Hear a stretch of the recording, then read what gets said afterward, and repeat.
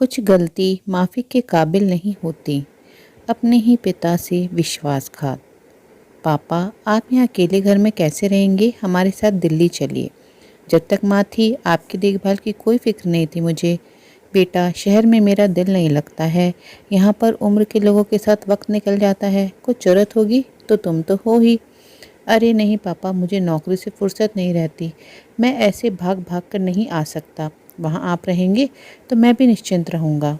किशोर जी दूसरे दिन सुबह उठे तो देखा कि पारस ने उनका सामान पैक कर लिया था। किशोर जी बड़े अनमने मन से आ गए, क्योंकि पारस ने कुछ भी सोचने समझने का मौका ही नहीं दिया। कुछ दिन तो ठीक ठाक चलता रहा, लेकिन धीरे धीरे किशोर जी अकेले पड़ने लगे।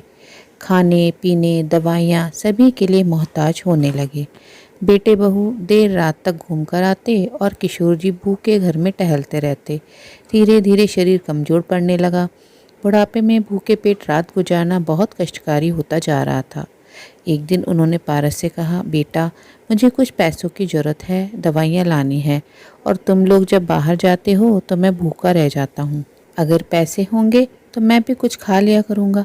पारस तो भड़क ही गया। पापा, कितने खर्चे होते हैं शहर में, ऊपर से आपकी देखभाल, कहाँ बचता है पैसा? इस उम्र में भगवान का नाम लीजिए, शौक वौक भूल जाइए। बेटा, मैं गांव जाना चाहता हूँ, मैं वहाँ रह लूँगा और यहाँ तुम लोग आराम से रहो। सबकी अपनी अपनी ज़िंदगी है, मेरी वजह से तकलीफ़ नहीं उठाओ। पापा, गांव में कहाँ रहेंगे आप?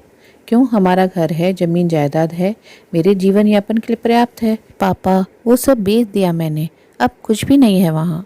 कब किया तुमने ये सब, और मेरे बिना बताए? कैसे सिग्नेचर किया? किशोर जी एकदम से हड़बड़ाकर बिस्तर पर बैठ गए। आने से एक दिन पहले जो पेपर आपने साइन किया था वही तो था। तुमने तो कहा था कि वो बैंक के पेपर हैं।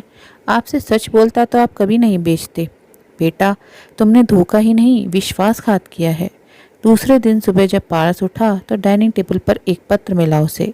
उसमें लिखा था, बेटा, मेरे ही लालन पालन में कुछ कमी रह गई थी जो मैं तुम्हें अच्छे संस्कार नहीं दे पाया। मैं जा रहा हूँ, मुझे ढूंढने की कोशिश नहीं करना। बस ईश्वर से यही दुआ करूँगा कि जिस जगह मैं खड़ा हूँ आज, तू कभी न खड़ा होना। पारस की आंखों से आंसू बह रहे थे। अब पछताने से भी कोई फ़ायदा नहीं था, क्योंकि कुछ गलती माफ़ी के काबिल भी नहीं होती हैं। दोस्तों, कहानी कैसी लगी अपनी राय कमेंट बॉक्स में ज़रूर साझा करें। ऐसी सीख देने वाली कहानियाँ अपने मित्रों और प्रियजनों के साथ भी शेयर ज़रूर करें। आपसे अनुरोध है, अगर आप चैनल पर नए हैं तो ऐसी ही नई नई कहानियाँ सुनते रहने के लिए चैनल को सब्सक्राइब ज़रूर करें। कहानी अंत तक सुनने के लिए आप सभी का दिल से बहुत बहुत शुक्रिया। तो फिर मिलते हैं मेरी अगली कहानी में। तब तक के लिए आप लोग अपना ध्यान रखिए, खुश रहिए, ऐसे ही कहानियाँ सुनते रहिए।